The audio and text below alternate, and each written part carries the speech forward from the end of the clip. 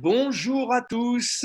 Nous allons tout de suite rentrer dans le vif du sujet, la table ronde numéro 1, le thème de la violence verbale qui a toujours existé aux violences physiques et psychologiques d'aujourd'hui. On a déjà commencé avec notre marraine et notre grand témoin à l'évoquer. J'aimerais en préambule, pour poser le problème, demander à Jean-Jacques Desmarais de prendre la parole. Il est arbitre de football, enfin il l'a été pendant 30 ans, mais arbitre un jour, arbitre toujours, licencié à la Fédération française de football, éducateur, dirigeant et président de club, vice-président de l'UNAF, on y reviendra, l'Union nationale des arbitres de football, membre du COMEX de la Fédération, et puis bien sûr l'AFCAM, l'association française du corps arbitral multisport, 8 années passées à la haute autorité du football. Bref, 3 associations gérées et dynamisées par Jean-Jacques Desmarais. Bonjour Jean-Jacques, la question, on la présente et on la cadre, c'est à vous. Bonjour à toutes et à tous. Merci Frédéric pour cette présentation. Bien, après l'ouverture de notre forum fait par notre président Jean-Pierre Mougin, notre marraine Julie Bonaventura et le témoignage très poignant de Jean Garcia, ainsi que le mot de bienvenue et d'accueil de notre président du CNOSF, Denis Masséglia, j'ai l'honneur, mais aussi une certaine pression, d'ouvrir la première table ronde dont le libellé est de la violence verbale qui a toujours existé aux violences physiques et psychologiques d'aujourd'hui. La violence verbale dans le sport, et particulièrement à l'encontre des arbitres et juges, a toujours existé, malheureusement, comme vous le savez. Toutefois, force est de constater que, comme dans la société, cette violence à l'encontre de toutes les personnes qui ont une once d'autorité, telles que les policiers, les enseignants, les maires, etc., évolue, et les arbitres, bien évidemment, n'y échappent pas. Pour tenter de trouver des solutions à ce fléau, il est indispensable d'identifier les causes. Il y a plusieurs pistes qui ont déjà été évoquées et, je pense, vont être développées ce jour, tout au long de cette journée et les cas de table ronde par tous nos intervenants. À part le phénomène de société très rapidement évoqué préalablement, il y a certainement un manque de connaissance des lois du jeu de la part des autres acteurs du sport, tels que malheureusement les joueurs, les athlètes, les éducateurs et les supporters. L'argent mis en jeu dans certains sports et les paris sportifs qui ne cessent de se développer ont-ils également une certaine influence sur le sujet de cette table ronde? Je pense que oui. Le chauvinisme exacerbé et certains commentaires de pseudo-consultants, voire de journalistes sportifs, plus réservés en général, n'ont-ils pas non plus une part de responsabilité? Les insultes, les blâmes, les reproches, les critiques, les propos humiliants et les menaces sont malheureusement le pain quotidien de certains arbitres et de plus en plus souvent envers de jeunes officiels, pas tous prêts à encaisser de tels faits.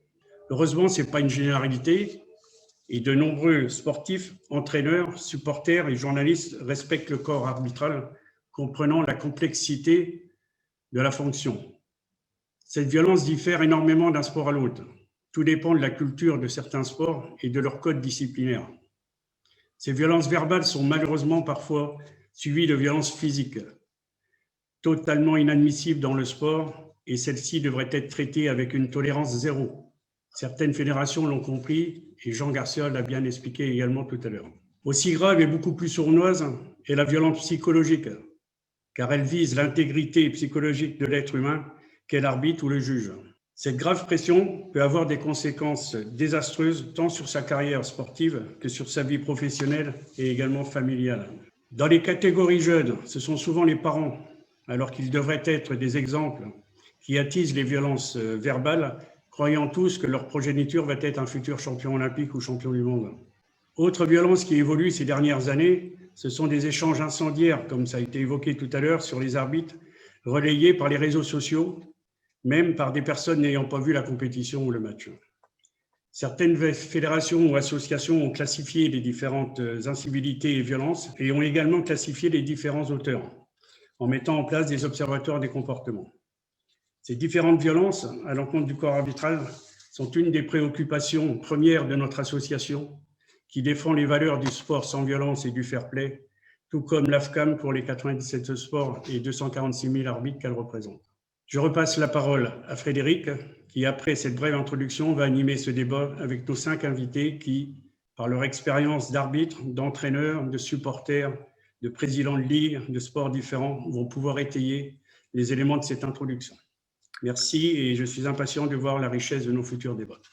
Merci Jean-Jacques, et on aura noté déjà des idées très très fortes comme ce qui se passe autour des paris sportifs, la responsabilité médiatique, la relation aussi des parents et de leurs enfants et ce qui peut transparaître. Voilà en tout cas de bien belles pistes. Je vous présente les 5 intervenants de cette première table ronde. Nous recevons donc Pierre Daho, qui est une légende du basket. Pierre Daho, c'est bien sûr l'entraîneur des grands clubs comme Limoges, c'est aussi le sélectionneur de l'équipe de France, DTN, quelqu'un qui a marqué l'histoire du basket français.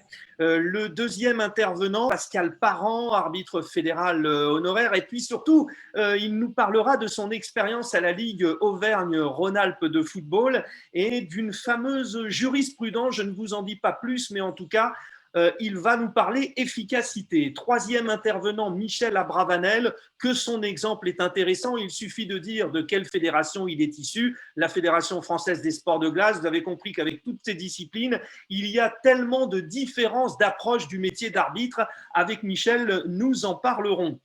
Nous recevons également, nous avions le bonheur d'avoir comme marraine Julie Bonaventura, et bien nous avons son pendant dans le monde du basket, Chantal Julien. Alors Chantal Julien, c'est une de nos plus célèbres arbitres aussi en basket, mais c'est également une ancienne grande championne de basket, et ce lien entre joueurs et arbitre, elle nous en parlera. Enfin, le cinquième représentant, alors dans un débat comme celui-ci, il peut faire office de chat noir, eh bien non, pas du tout, il vous dira pourquoi. Fabien Bonnel, supporter et à la tête d'un groupe, les Irrésistibles, qui soutient les équipes de France et qui le soutient tellement bien que la Fédération française lui a passé un micro pour animer dans les tribunes. Voilà pour nos 5 intervenants. Nous commençons par Pierre Daho. Je rappelle donc que vous avez entraîné les plus grands clubs français, que vous avez été plusieurs fois champion de France, gagné la Coupe de France, des performances au niveau des Coupes d'Europe, entraîneur de l'équipe de France pendant 8 ans, 202 matchs, DTN pendant 8 ans. Je voudrais donc revenir déjà avec vous. Donc, on a parlé ensemble avant cette table ronde et j'aimerais qu'on fasse bien finalement à travers vous un petit examen de conscience de votre profession. Les entraîneurs, souvent montrés du doigt finalement dans cet échange. L'entraîneur est peut-être souvent celui qui est le plus en conflit direct avec l'arbitre. Quel constat vous faites aujourd'hui? Est-ce que chez les entraîneurs aujourd'hui, il y a une prise de conscience et peut-être une autocensure? On a déjà une idée de la réponse. Écoutez, je vais tout d'abord dire que je ne suis pas d'accord avec vous. Je ne pense pas que les entraîneurs sont la première source de conflits ou de violence dans le sport. Loin de là. Je crois qu'il y a une certaine éthique. Alors, bien entendu, il y a des bons et des moins bons. C'est comme dans toute profession. Mais je ne pense pas que ce soit eux la source majeure de ce problème avec l'arbitrage. Si vous voulez, on parle de violence. C'est le mot actuellement qui est le plus employé dans le jargon français actuellement. Tout le monde parle de violence, les médias, les politiques, les gens dans la rue, tout le monde parle de violence. Et dans le sport, c'est une micro-société, c'est une mini-société. Est-ce qu'il y a de la violence? Je pense un peu moins que ce que l'on peut dans la rue. On va voir pourquoi. Et l'arbitre? Alors l'arbitre, oui, subit la violence souvent, psychologique, morale, physique, la pression médiatique et des dirigeants, et parfois de l'entraîneur avant, pendant et après le match, oui, l'arbitre subit. Est-ce que l'arbitre provoque la violence? Je crois que ça, c'est un point important. Je dis non. L'arbitre ne provoque pas la violence si on considère que l'arbitre est un acteur, et l'acteur peut se tromper. Et là, on peut dire que toutes les fédérations, et je parle plutôt pour la fédération de basket, toutes les fédérations travaillent beaucoup dans ce sens-là. La fédération de basket, où il y a de nombreux présidents qui étaient arbitres, donc particulièrement. La fédération, si vous voulez, par ses structures déconcentrées, par tous ces bénévoles ou professionnels, agissent premièrement sur les valeurs fondatrices du sport. c'est le bien vivre, le mieux vivre ensemble. C'est le respect de l'autre et de soi-même. C'est le respect de l'arbitre, c'est-à-dire accepter la défaite aussi. Accepter la défaite pour s'améliorer, pour gagner après. Donc, ces différents contenus permettent déjà d'éduquer, de former des joueurs et aussi des arbitres. Alors, je voudrais dire qu'il y a une chose sur laquelle la Fédération internationale, il y a 10 ou 15 ans, est revenue. Le basket était le seul sport où, lorsqu'on faisait une faute personnelle, on levait la main. La Fédération internationale a dit ben non, allez, on supprime ça, on n'est pas obligé. D'ailleurs, les joueurs lèvent quand même souvent la main, mais je trouve que c'est une grosse erreur au niveau éducatif. Alors, pourquoi il y a un peu moins de violence dans le sport que dans la vie de tous les jours? On a parlé des valeurs fondatrices, mais il y a aussi, tout simplement, il y a des règles, des règlements. Et ils sont très précis, donc on doit les appliquer. Et qui les applique? C'est l'arbitre. Et là commence le problème. Ça nous amène sur notre deuxième thème que nous avions convenu d'évoquer. C'est la VAR qui, justement, Oui, cette vidéo va être au service. Alors, vous êtes un farouche défenseur de cette VAR. Tout à fait. Alors, c'est le moment où on peut dire qu'il y a deux sports. Il y a le sport pro, un sport de haut niveau, et puis l'autre sport, le sport amateur, le sport jeune, le sport…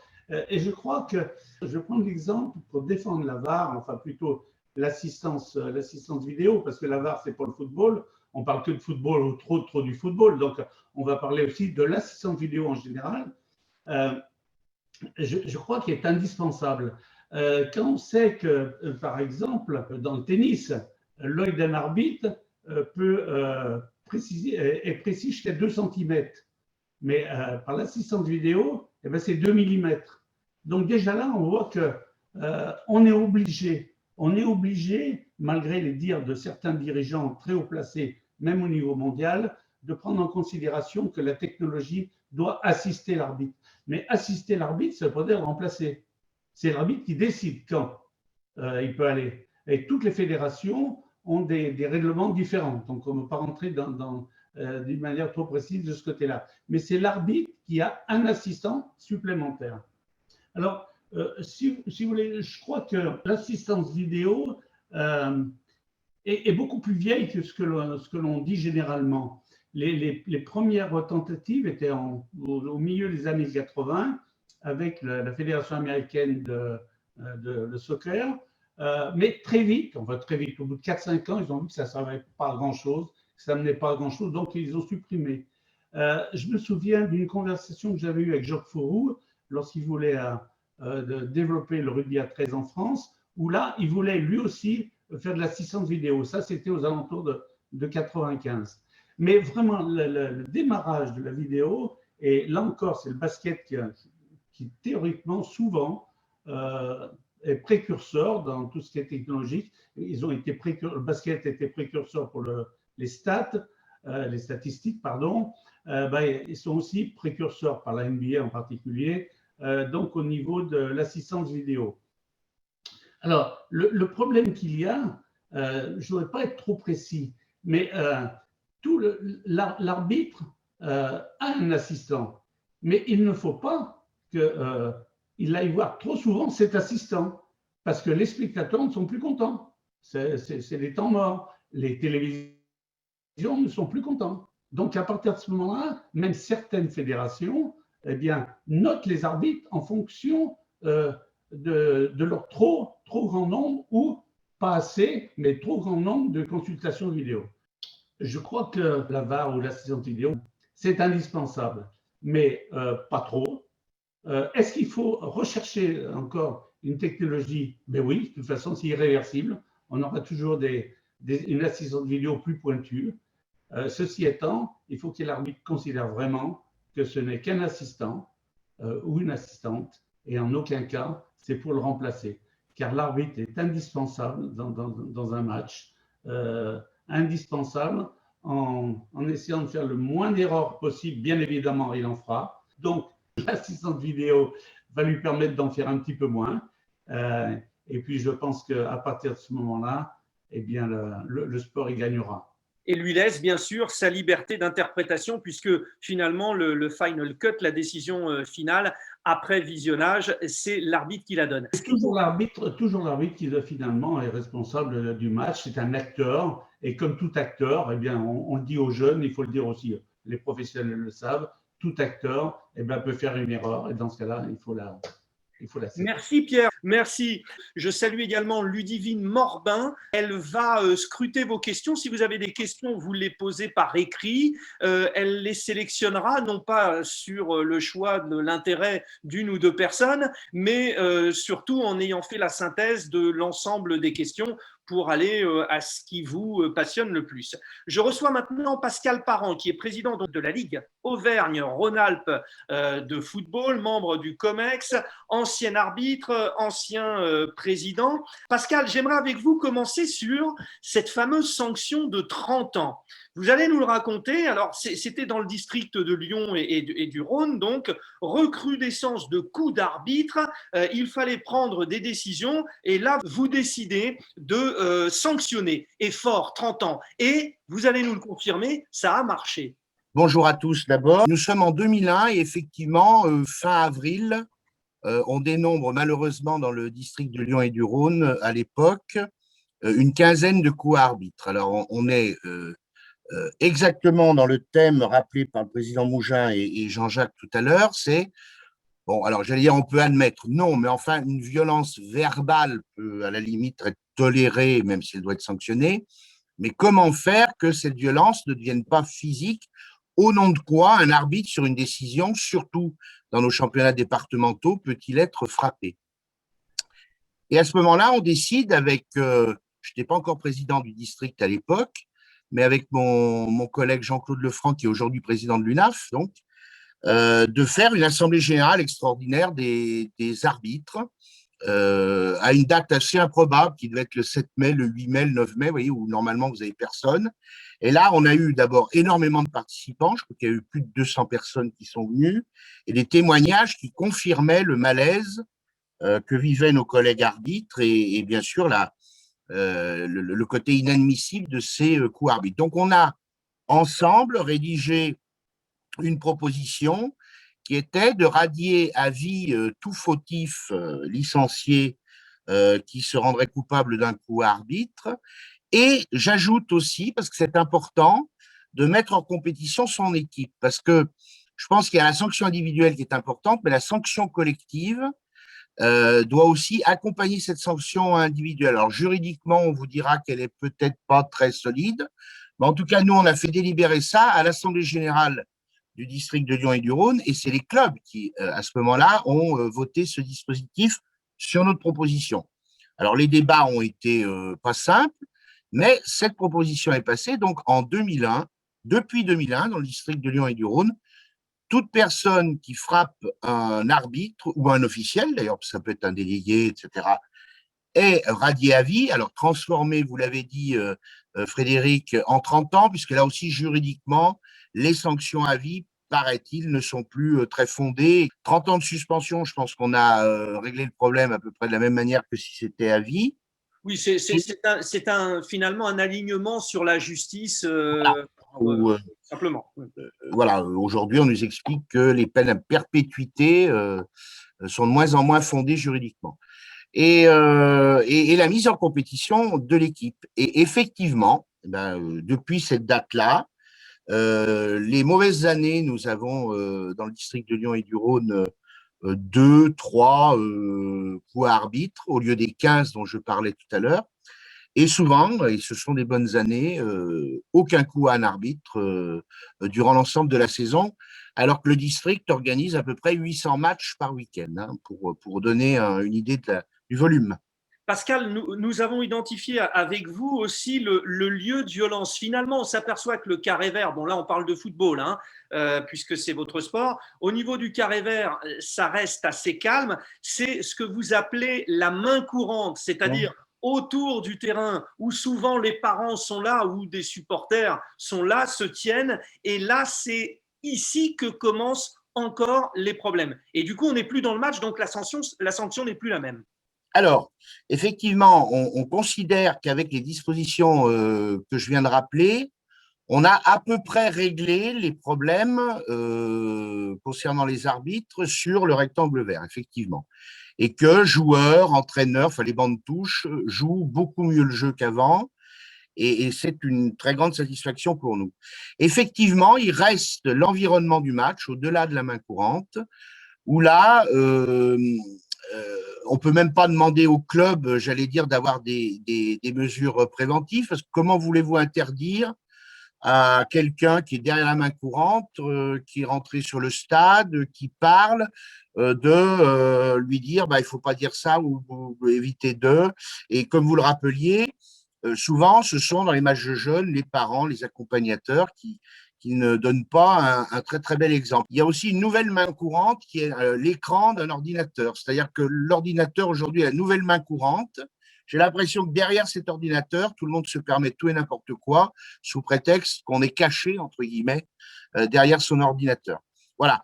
Donc, c'est l'environnement de la rencontre qui me semble aujourd'hui très difficile, enfin beaucoup plus difficile à gérer que la rencontre elle-même sur le terrain. Et avec les réseaux sociaux, c'est même pas le jour de la rencontre, c'est même des jours avant, puisque les joueurs, entre guillemets, se branchent quelques jours avant en attendant la confrontation, puisqu'il faut l'appeler comme ça dans ce cas-là, du samedi ou du dimanche. On a encore une petite minute pour vous, Pascal. Finalement, qu'est-ce que vous proposez pour cette extra main courante et aussi cette question de la violence via les réseaux sociaux?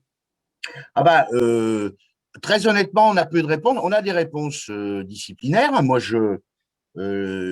à la Ligue Auvergne-Rhône-Alpes que je préside depuis 2019, comme à la Fédération française de football. D'ailleurs, dans le barème disciplinaire, il existe des sanctions pour des insultes proférées via les réseaux sociaux, et pas plus tard qu'il y a 15 jours, un mois, puisque avec le Covid, beaucoup de choses s'échangent sur les réseaux sociaux, et souvent de façon pas très agréable. Encore une fois, les gens se pensent complètement protégés derrière un écran d'ordinateur, mais en général, enfin, pour beaucoup, ils mettent leur nom, leur prénom, leur photo, quasiment leur adresse.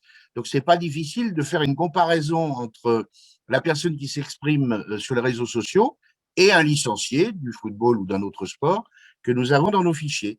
Et donc, nous avons récemment suspendu 4 dirigeants qui avaient tenu des propos tout à fait pour certains blessants, voire d'autres insultants. Et le code disciplinaire prévoit d'ailleurs que si c'est fait via les réseaux sociaux, c'est une circonstance aggravante par rapport au barème normal. Merci beaucoup, Pascal Parent. Vous restez bien sûr avec nous. Vous pouvez intervenir. Nous allons accueillir Michel Abravanel. 40 ans d'expérience, Michel Abravanel, alors ancien joueur de hockey sur glace, ancien international junior, ancien arbitre international de hockey sur glace, ça a duré 15 ans, dirigeant de club. Alors là aussi, c'est très intéressant parce que c'est un club qui est très connu, la CBB, Boulogne-Billancourt, qui est le premier club omnisport de France. Donc, il a cette vision globale. Et puis, bien sûr, président de la Ligue des sports de glace d'Île-de-France. Alors, ces sports de glace, justement, vous en avez une vision très précise, Michel Abravanel, et vous avez donc une vision très précise de l'ensemble des problématiques de l'arbitrage. Michel, j'aimerais déjà aborder avec vous, parce que dans votre club à la CBB, vous y êtes confronté aussi, à la protection déjà des jeunes arbitres. Parce que dans de nombreuses disciplines sportives, on propose de mettre en place des binômes, des trios d'arbitres jeunes. Et là, ça pose aussi la question de la protection, Michel. Écoutez, oui, je crois, parce que pour moi, je reviendrai déjà une petite seconde sur le thème de la réunion. L'arbitrage victime ou source de violence. Moi, je mettrais victime et source de violence, car victime, certainement, on en a déjà parlé, source également, parce qu'il ne faut jamais oublier que l'arbitre incarne le pouvoir sportif, et donc comme toute incarnation d'un pouvoir, il incarne ce que parfois on interprète comme des contraintes, et donc c'est également un défouloir. Et ces violences qu'on connaît, et particulièrement les violences verbales, qui sont extrêmement pernicieuses parce qu'elles n'ont pas lieu en face à face, mais bien souvent avant ou après l'événement et par des canaux indirects, touchent essentiellement ou très fréquemment des arbitres vulnérables, soit des jeunes arbitres, soit des arbitres qui opèrent dans des conditions difficiles du fait de la compétition, du fait de l'endroit, des phénomènes de derby entre villes. Et donc, c'est un véritable problème auquel il faut s'adresser au moins, et là je rejoindrai totalement ce que disait Julie Bonaventura tout à l'heure, au moins à défaut de pouvoir l'éradiquer, en limitant les portées sur à l'endroit où on peut le faire, c'est-à-dire dans le monde sportif par lui-même. Sur les jeunes arbitres, je vous attends là sur cette problématique, parce que les jeunes, il faut aussi les inciter à arbitrer. Alors, quelle est la problématique aujourd'hui pour eux? Alors, première problématique, c'est leur donner envie d'arbitrer. Quand on a affaire à des anciens joueurs qui ont eux-mêmes entendu critiquer l'arbitrage, etc., ils n'ont pas forcément envie de se tourner à la fin de leur expérience de joueur comme arbitre. Première chose, déjà, repositiver l'arbitrage. Et une manière de le positiver, c'est peut-être de le rendre indispensable dès le début, et probablement avec le soutien du sport scolaire, on devrait pouvoir arriver à faire progresser beaucoup ces considérations. La deuxième chose, c'est qu'on ne peut pas, on ne doit pas laisser un jeune arbitre seul. Il doit toujours être accompagné, soutenu, se sentir soutenu, surtout lorsqu'il va avoir à faire face aux premières pressions, premières contraintes. D'où la nécessité, dans toute la mesure du possible, d'avoir des parrains, d'avoir un accompagnement institutionnel au plan fédéral de nos jeunes arbitres. Et la troisième chose, c'est qu'ils doivent également se sentir soutenus lorsqu'ils sont agressés, entre guillemets, que ce soit évidemment physique, mais également moral. Il faut qu'ils puissent savoir que, représentants du pouvoir sportif, ils ont aussi le soutien et l'appui du pouvoir sportif pour les défendre lorsqu'ils sont injustement agressés. Michel, il y a finalement une structure de pratique sportive qui est assez claire et qui se décline dans plein de domaines, y compris dans celui de l'arbitrage. Quand on est dans le professionnalisme, c'est tellement encadré, c'est tellement vu, finalement, que bon, on ne peut pas éviter le pire, mais il y a des règles et des principes. En revanche, et c'est là où vous allez intervenir, au niveau régional, là aujourd'hui, ou départemental, c'est le lieu de beaucoup de dérives. Absolument.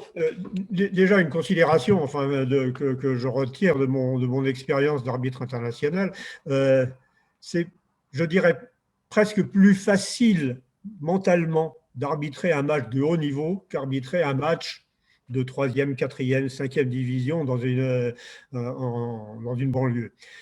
Pourquoi? Parce que lorsque les joueurs font une faute, ils savent qu'ils ont fait la faute. Ce sont des joueurs de qualité. Les entraîneurs sont des entraîneurs de qualité. La professionnalisation qui s'est instaurée dans le sport de ces dernières années a également renforcé cette situation. Par contre, dès lors qu'on s'éloigne de ce haut niveau, ça devient de plus en plus difficile.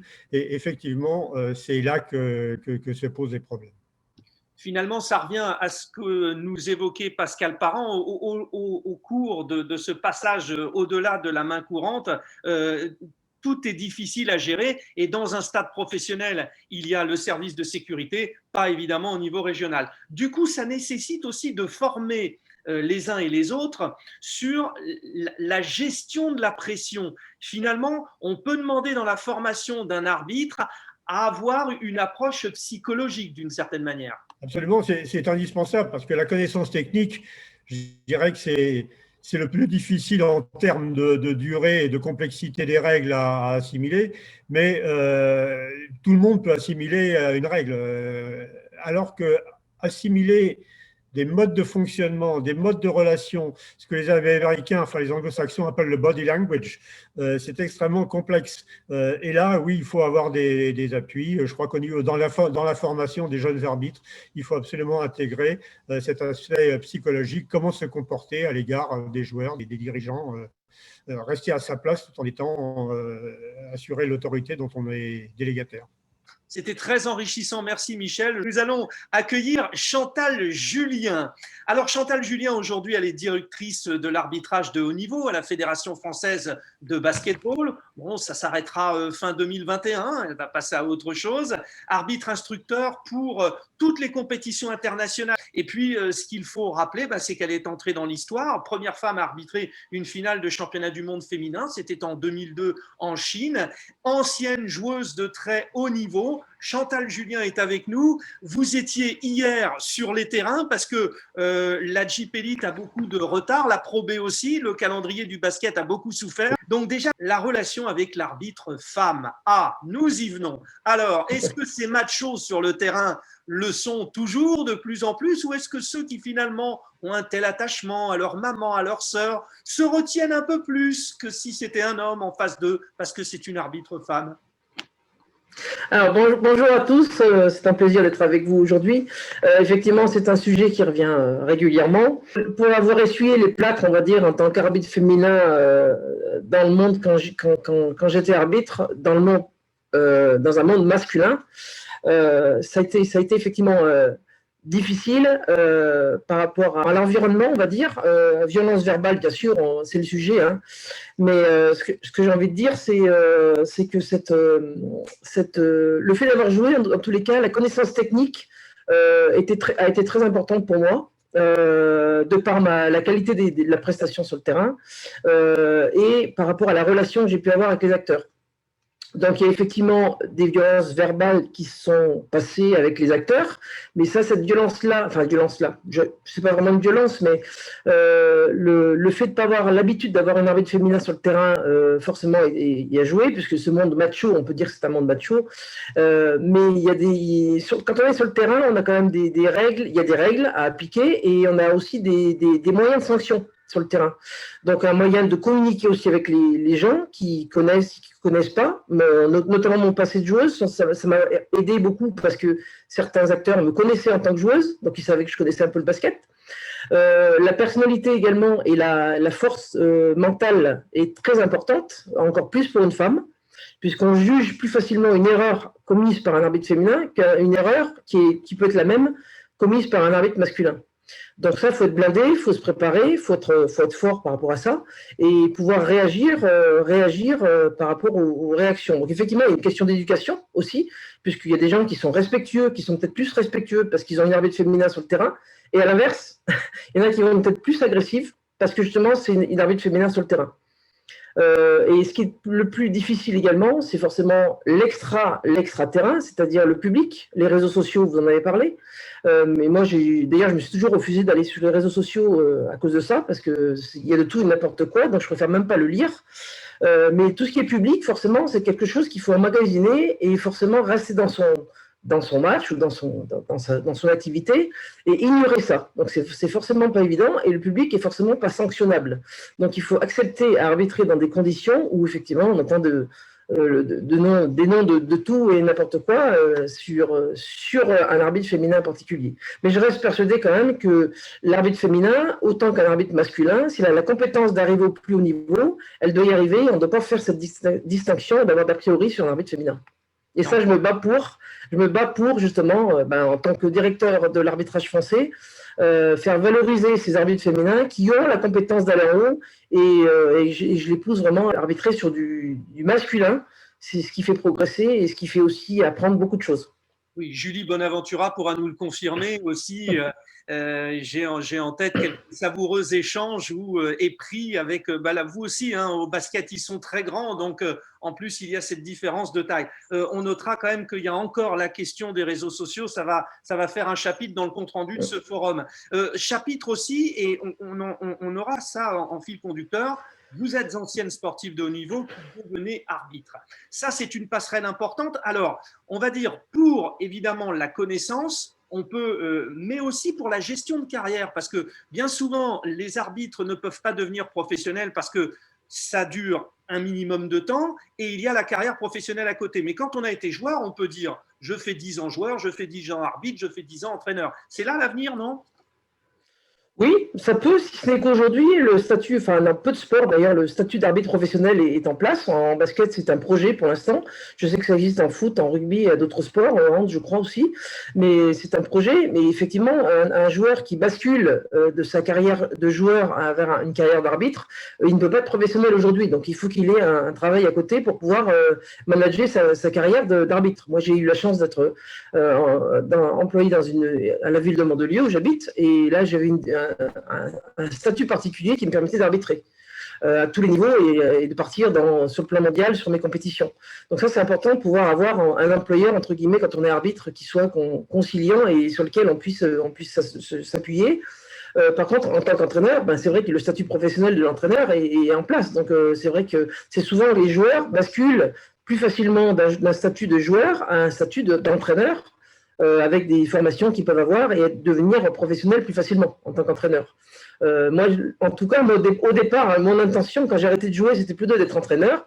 Mais je me suis pris au jeu en tant qu'arbitre et finalement, ça m'a plu parce que j'ai pu aussi gravir les échelons très vite et pouvoir vivre des compétitions mondiales super enrichissantes. Et voilà, et je le suis maintenant de la même façon en tant qu'instructeur, puisque maintenant, depuis 11 ans, je suis instructeur mondial et que maintenant, je fais partager cette expérience et je côtoie les arbitres au bord du terrain, mais pour moi, c'est un petit peu le même travail.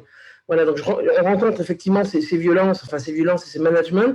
Et je pense que ce côté, je rebondis aussi sur le côté management, c'est important aussi que avec les acteurs, on puisse avoir une relation qui soit commune et réciproque, qu'on puisse arriver à calmer les gens et à l'inverse, à utiliser les bons mots, le bon ton, pour pouvoir peut-être éviter cette violence verbale qui peut arriver sur le terrain, de par une provocation parfois qui peut être de l'entraîneur ou de l'arbitre. Mais c'est très important de pouvoir manager ça et d'avoir cette relation saine avec les acteurs. Là, il s'agit bien sûr de votre rôle d'instructrice où finalement vous échangez aussi avec les coachs. Vous faites le lien vous êtes médiatrice d'une certaine manière. Alors là aussi, on est tous tenus par le temps, mais si on devait donner 3 ou 4 grands thèmes d'action, de votre action sur cette médiation, c'est quoi? Alors, moi, quand je suis arrivé en 2012 au poste de directeur technique, j'ai tout de suite associé les entraîneurs avec les arbitres. C'est-à-dire que j'ai essayé de faire venir des entraîneurs sur les stages arbitres pour qu'on puisse avoir ces échanges, en plus qui sont extra-compétition, parce que c'est des stages de début de saison ou de mi-saison, qui sont plus saines au niveau de la relation et où on puisse identifier des points pour que cette relation entraîneur-arbitre soit plus proche. Parce qu'aujourd'hui, je pense qu'il y a beaucoup trop, les entraîneurs sont beaucoup trop de leur côté et les arbitres beaucoup trop de leur côté. Et je pense qu'il faudrait vraiment associer ces deux corporations, on va dire, pour pouvoir travailler ensemble. Et je trouve que ça a toujours été très enrichissant de travailler sur le terrain avec un coach qui nous explique peut-être des choses techniques, que le coach aussi assiste à peut-être l'explication de certaines règles, parce que souvent, quelqu'un l'a dit tout à l'heure, la méconnaissance de la règle est souvent source d'agression verbale, parce qu'il y a une incompréhension qui se forme sur le terrain par rapport à la méconnaissance de la règle. Donc, et inversement, les arbitres ont aussi besoin de se perfectionner techniquement, parce que tout le monde n'a pas été comme moi, c'est-à-dire joueuse avant, c'est-à-dire certains arbitres n'ont pas joué, ont très peu joué. Donc, je pense qu'au niveau techniquement, certains arbitres sont en manque technique et certains entraîneurs sont en manque d'explication de règles. Donc, en associant les deux, ces réunions qu'on a pu faire avec les entraîneurs étaient très, très enrichissantes et ça nous permettait d'atténuer certains conflits qui auraient pu après se passer sur le terrain. Il n'empêche qu'il y en a toujours sur le terrain, il y a toujours quelques conflits en fonction comme vous dites, la pression du résultat, la pression de l'environnement, la pression de beaucoup de choses, et même si on demande bien sûr à l'arbitre de faire le moins d'erreurs possible, mais effectivement l'erreur, quand elle arrive, il ne faut pas qu'elle arrive à la fin du match qui inverse un résultat. C'est forcément, là, ça provoque du conflit. Merci Chantal. Et alors, petit clin d'œil là sur ma mosaïque, je vous ai juste à côté de Julie Bonaventura. C'est un plaisir de vous avoir toutes les deux parce que vous incarnez tellement notre époque sportive et vous êtes des vrais visages de notre monde du sport. Notre dernier intervenant sur cette première table ronde, qui est Fabien Bonnel, il est supporter. Ah, mais vous allez voir, il est très sympathique surtout. Alors, il a été footballeur. Aujourd'hui, il fait du hand. C'est l'amour du stade qui lui a dit, allez, on va s'investir dans les tribunes. Il a créé cette association de supporters, 1600 adhérents, responsable d'animation aussi va au Stade de France. La Fédération française de football travaille avec lui. Alors, cher Fabien, déjà sur ces supporters, parce qu'il y a les gentils, il y a les méchants, il y a les gentils méchants, il y a les tout gentils. Alors, est-ce qu'on peut faire rapidement une petite carte d'identité des supporters?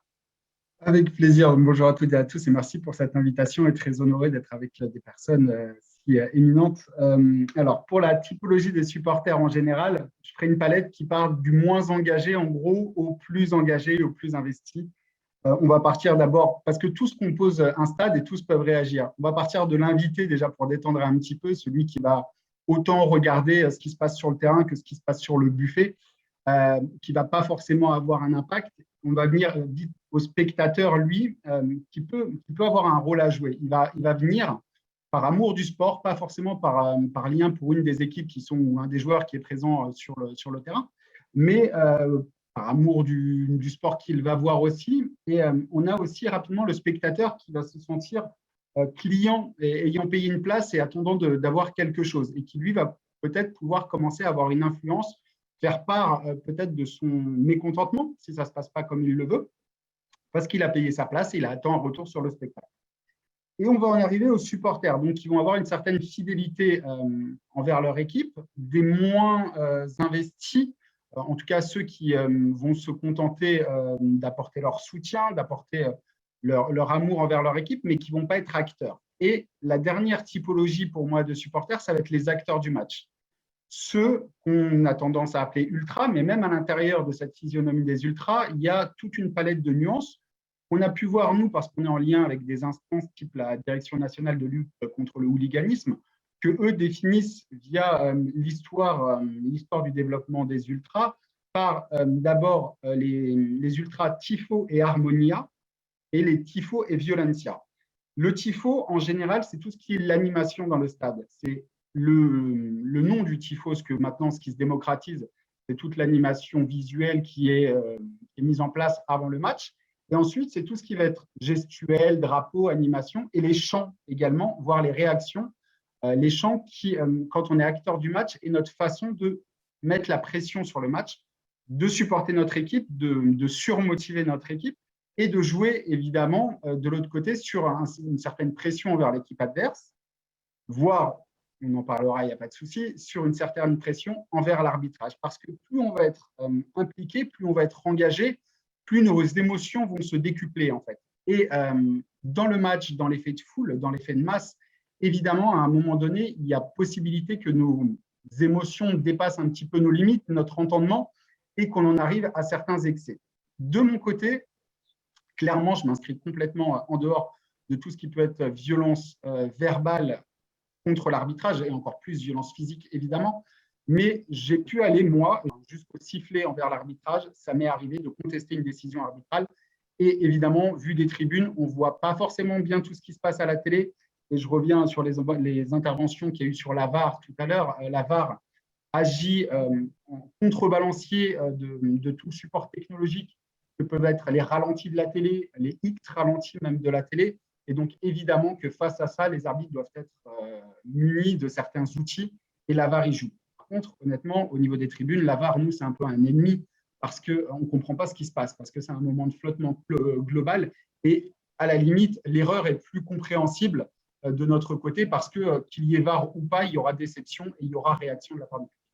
Fabien, sur ces violences verbales, hier par exemple, il y a le France-Pays de Galles, on a tous regardé, on s'est dit oh, cet arbitre, alors pardonnez-moi, hein, mais chez soi et sans le dire devant tout le monde, on l'a peut-être affublé de nom d'oiseau en disant c'est un match de préparation, on aurait dû rester à 11 contre 11. Bon, voilà, c'est un exemple. Donc il y a aussi, on met la pression, Chantal et Julie le savent bien, on va à l'extérieur dans des pays comme la Grèce, la Turquie, la Macédoine, où quand il faut attaquer, on met la pression, où on siffle. Et puis vous qui avez le micro, il y a le moment où il faut canaliser et ce qu'on ne veut plus entendre, c'est où 15 000 personnes disent arbitre, papa. Vous avez conscience de cette frontière ? Complètement, juste 2 secondes par rapport à l'exemple d'hier sur l'arbitrage et sur le carton rouge. Moi, ce qui m'a impressionné hier, c'est que les 2 camps malheureusement, se sont retrouvés ensemble contre cette décision. Aussi bien les Français que les Gallois, certainement, n'ont pas compris ce carton rouge. Mais là aussi, il y a eu la VAR et je pense que l'arbitre a pris le temps de réfléchir et de mûrir sa décision. Concrètement, par rapport à ce qu'on peut entendre et les violences verbales contre l'arbitrage, j'ai peut-être pu l'être, moi, à titre personnel, par certains moments. Et comme je disais, quand on est dans le public, quand on est dans la masse, quand on est dans l'émotion exacerbée par la passion qu'on peut avoir, et plus on est fervent, plus on a de passion, plus à un moment donné, on ne va pas contrôler ses émotions. À titre personnel et tout seul, sans effet de groupe, j'ai pu évidemment parfois lâcher quelque chose, mais sans volonté derrière d'une certaine violence et d'une volonté de d'épandre cette contestation verbale et cette violence verbale. Mais en porte-parole, c'est différent. C'est ça. Et comme tu l'as indiqué, la Fédération française de football m'a confié un micro qui arrose environ 10-15 000 personnes au Stade de France, les soirs de match de l'équipe de France au Stade de France. Et j'ai mis du temps à avoir ce micro, je ne le voulais pas forcément, et c'est en travail avec la Fédération française de football où on s'est dit ça serait peut-être bien d'en arriver là, parce que la Fédération française de football a aussi analysé mon attitude quand je n'avais qu'un mégaphone qui arrose quelques dizaines de personnes à un micro qui va arroser quelques dizaines de milliers de personnes. J'ai un comportement qui peut être considéré comme anti-fair play. Le fait de mettre la pression, de siffler l'adversaire, le fait de siffler l'arbitre quand on sent qu'il y a des décisions qui sont contre notre équipe et qu'on peut-être jouer un rôle sur l'impact psychologique envers l'arbitre, mais qui reste pas une violence psychologique comme l'intitulé de ce séminaire, mais un impact. Et il est arrivé, oui, certainement que je siffle ou que je puisse amener à siffler l'arbitre pour essayer de jouer ce rôle. Et je suis ouvert à toute discussion là-dessus avec le corps arbitral pour avoir leur ressenti et savoir comment ils peuvent le vivre. Dernier point, et vous allez vous faire un peu le contrepoids de ce qui a été dit sur les réseaux sociaux. Clairement, c'est pointé du doigt, c'est une nouvelle arme. Alors, c'est peut-être passionnant pour plein de gens, mais c'est quand même un gros point noir. Vous, justement, vous avez un réseau social, vous vous en servez comme vitrine, et là aussi, ça permet de canaliser, c'est ça ? Exactement. Comme vitrine, c'est le terme. En fait, plus que canaliser, nous, c'est notre vitrine, notre source d'attraction pour attirer nos adhérents, les personnes qui vont nous rejoindre. On se sert de cette vitrine et donc, par la manière dont on va communiquer dans cette vitrine, on va attirer tel ou tel profil de supporters. On n'a jamais été ouvertement dans le conflit, dans la contestation, qu'elle soit contre une équipe adverse ou contre une décision arbitrale. On ne met jamais en avant, nous, sur nos réseaux sociaux, de messages négatifs envers qui que ce soit, parce qu'on est dans une démarche positive, on est dans une démarche de fête, d'amusement quand les personnes vont au stade. Et on veut rester là-dessus. Et honnêtement, on s'est parfois pris des remarques, nous contestant justement le fait d'être trop peut-être neutre et positif dans notre communication et parfois de ne pas rentrer dans certains débats qui, à nos yeux, n'avaient pas forcément lieu d'être, que ce soit sur des décisions arbitrales ou des relations avec des équipes adverses. Donc, nous, c'est clairement une vitrine, c'est clairement un outil de communication positive. Et je rejoins un petit peu ce qui a été dit concrètement sur les réseaux sociaux, sur la violence des réseaux sociaux. Et Julie Bonaventura l'évoquait au début. Je parle prioritairement d'ailleurs de Twitter, qui a un anonymat complet quasiment sur les interventions. Pour moi, Twitter, c'est une source horrible de communication. J'essaye de l'utiliser le moins possible. On l'utilise, nous, pour nos relations avec les journalistes et pour communiquer toujours des choses positives. Pas plus tard qu'hier, on avait une personne, une association qui gère des personnes en situation de handicap qui essayait de réaliser le rêve d'une personne handicapée. Et nous, ça nous a permis d'être interpellés et peut-être à l'avenir de pouvoir permettre à cette personne de rencontrer l'équipe de France. Ça, c'est les bons côtés des réseaux sociaux. Par contre, il y a tous les mauvais côtés avec les messages des anonymes, clairement. Et j'espère que la plupart des personnes et des arbitres ici ne vont pas sur les réseaux sociaux, notamment sur Twitter, après les matchs, Ouais. pour analyser leur match, parce que c'est un calvaire. C'est peut-être ce qui ressortira finalement, parce que je vois Jean-Pierre Mougin, là, quand le compte-rendu va être fait, finalement, c'est tiens, on a trouvé une solution, n'allez pas sur les réseaux sociaux. C'est un peu ça. Bon, je vous avais dit que c'était intéressant ce que nous dirait Fabien, parce qu'on a vraiment cette vision et des idées précises. Moi, ce que je vous propose, il reste allez, encore 6-7 minutes sur cette table ronde. Tout le monde a donné son point de vue. Je voulais juste quand même une réaction de notre marraine, Julie Bonaventura, sur tout ce qui a été dit. C'est très intéressant et finalement, on a une carte d'identité très précise des problématiques de l'arbitrage, Julie, là. Oui, on a une problématique assez claire et assez large. Je pense qu'on a vu un petit peu par tous les travers. J'ai plutôt souri sur l'intervention de Fabien. Les arbitres ne tiendront pas rigueur aux supporters quand ils sifflent. Ça fait partie de ce que j'appelais le folklore et ça fait partie quelque part de ce qu'on aime quand on est sur un terrain, quelle que soit notre discipline. On aime les belles ambiances de sport. Alors on sait que quand les supporters vont dans les tribunes, c'est pour supporter leur équipe. Donc, par définition, ils sont chauvins, ils sont de parti pris et on ne pourra pas satisfaire les supporters des deux équipes, quoi qu'il arrive. Donc, on n'en tiendra pas rigueur tant que ça reste dans un cadre plutôt sympathique, même si c'est des sifflets qu'on va se prendre pendant 60 minutes pour ce qui est du handball. Ça fait partie de ce qu'on aime quelque part. Alors, on n'est pas maso, hein. On n'aime pas se faire insulter, mais on aime les ambiances, les vraies ambiances de sport qui portent les joueurs, mais qui, quelque part aussi, portent les arbitres. C'est vrai que finalement, ça donne aussi une petite sensation de pouvoir, c'est-à-dire j'ai pris une décision qui est la bonne, en l'occurrence, ça c'est le but principal, mais finalement, elle déclenche tout un tas de réactions et ça donne d'une certaine manière une espèce de puissance. C'est comme le commentateur qui a un micro et qui dit « Oh, il y a 1 million de personnes qui regardent ». C'est le jeu aussi. Oui, ça fait partie du jeu et oui, quand on prend une décision, on sait qu'elle va être peut-être impopulaire, mais le rôle de l'arbitre, c'est de prendre des décisions. On n'est pas là pour faire plaisir et pour se faire aimer de tous.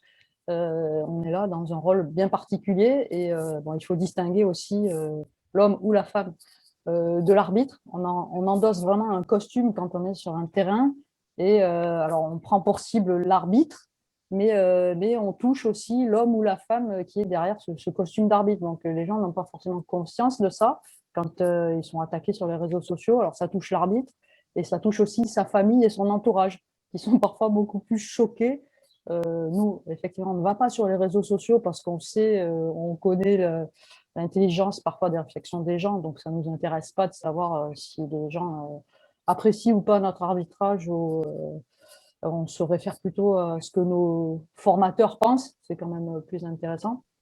Mais on sait que des gens sont choqués de voir ce que les pseudo-supporters cachés derrière un pseudo quelconque peuvent dire sur des réseaux sociaux. Mais nous, on sait faire la part des choses, mais on a notre expérience et on sait que pour les arbitres plus jeunes, moins expérimentés, c'est difficile à encaisser parfois.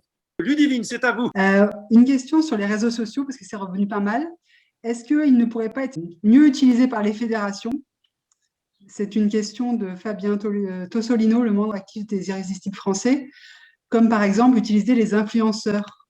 Fabien Bonnel, c'est un peu ce que vous faites, c'est-à-dire le fait de régenter le message du réseau social permet d'éviter un peu les dérives. C'est un peu ça, Fabien. C'est ce qu'on fait, ouais, clairement, mais on n'est pas, on est à notre niveau influenceur, mais on voit à quel point nous aussi, en tant que groupe de supporters, on peut prendre des critiques plus ou moins constructives, plus ou moins intelligentes par rapport à l'ambiance qu'on peut mettre dans les stades et par des personnes qui regardent ou pas le match. Je pense que ça avait été évoqué d'ailleurs à un moment donné ce matin, de dire que les personnes qui réagissent ne sont pas forcément non plus des personnes qui voient ce qui se passe. Je n'ai pas franchement envie de m'attarder sur les réseaux sociaux. C'est vrai que c'est compliqué, mais si on ne les regarde pas, normalement, ça ne devrait pas avoir plus d'impact que ça et ça ne devrait pas avoir de lien avec ce qui se passe dans les tribunes ou sur le terrain. Pour moi, c'est surtout les réseaux sociaux anonymisés, c'est une plaie. Et je ne vois pas forcément comment ça pourrait être mieux utilisé, si ce n'est, on l'a évoqué, que certains professionnels du sport, dirigeants, joueurs, entraîneurs, utilisent aussi ces réseaux sociaux et parfois pas forcément avec des messages positifs sur l'arbitrage qui s'est déroulé.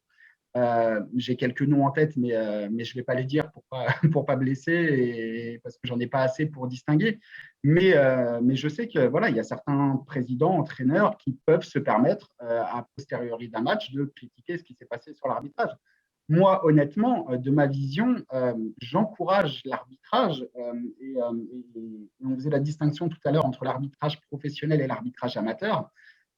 Pour moi, ce n'est pas facile d'être arbitre professionnel parce que justement, il y a cette notion de respect qui doit être fait et derrière, de déclinaison vers tout ce qui se passe dans le monde amateur. Et j'espère que de plus en plus, et au moins dans le football, parce que dans d'autres sports, ça se fait beaucoup mieux, que l'arbitre se fera de plus en plus mieux respecté sur le terrain et qu'il distribue les cartons jaunes à tout joueur qui aura une réaction déplacée envers lui pour que justement, ça fasse boule de neige sur tout le monde, qu'on se dise, voilà, l'arbitre, c'est un homme, il peut faire des erreurs, on peut le siffler éventuellement, et merci Julie pour le clin d'œil, mais il faut qu'il soit respecté, et s'il est respecté au niveau professionnel devant toutes les télés, il sera peut-être mieux respecté aussi dans le monde amateur derrière. Effectivement, la solution, c'est de ne pas les regarder. Le problème, c'est qu'on est impuissant parce que c'est effet boule de neige. C'est-à-dire qu'il y a ceux qui ont l'intelligence de ne pas les regarder et ceux qui ont la bêtise de les regarder et d'aller avec des préjugés. Et ça conditionne. Ludivine, autre question, la dernière. Donc. Oui, qui regroupe un petit peu.